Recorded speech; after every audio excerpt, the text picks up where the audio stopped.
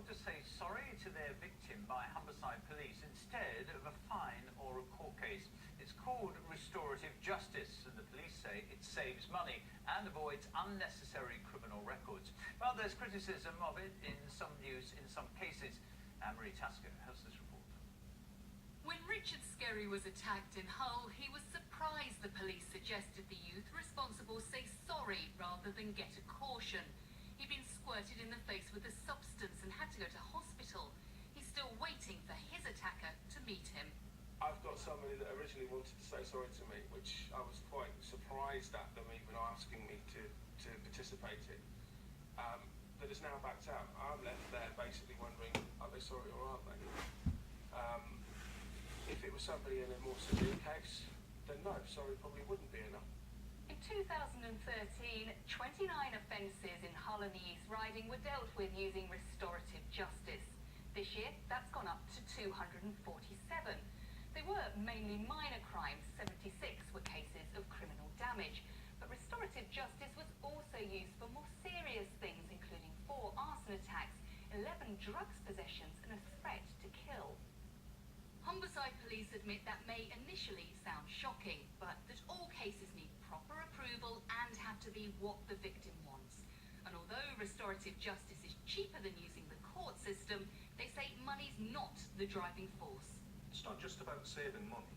The victim actually doesn't want to go to court, and all they want is whatever the action is, that it's stopped and that it's dealt with, and quite often an apology offered. And our staff who are out there delivering these outcomes, that's the sort of service they're giving. Restorative justice also means young people committing first-time or minor crimes don't get a criminal record that could change their lives irreparably. But whether victims are happy, that's something Humberside Police says it will study in great detail next year. Anne-Marie Tasker, BBC Look North. Well, Matthew Grove is the Humberside Police Commissioner. I asked him why saying sorry was good enough for a range of crimes, including arson and assault. Well, I doubt it would be used for arson of a building. We have to remember this is predominantly for children and adolescents. When you and I were younger, when we made mistakes, I'm sure we got a clip around the ear from the policeman. We stopped doing this. This is the modern day equivalent of a clip around the ear. It is not the same. Shoplifting, possessing a firearm, they're minor offences, are they? They're low-level crime. A friend of mine, when he was 8 years old, was shooting tin cans on a beach. He then, when he was qualifying as a solicitor, found out he had a record for firearms offences. That's not sensible, is it? We are targeting this at children, young people who made silly mistakes, because it's more effective for the victim. Possessing a firearm is a silly offence, is it? If it was an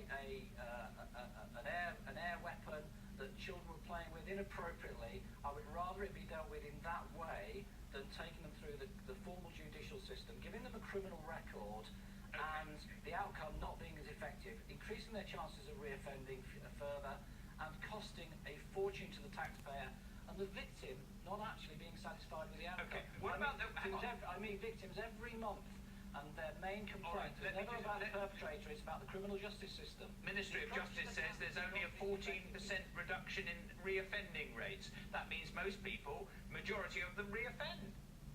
But it also shows that there's a significant increase in satisfaction from the victims. I put the victims as my top priority. Matthew Grove.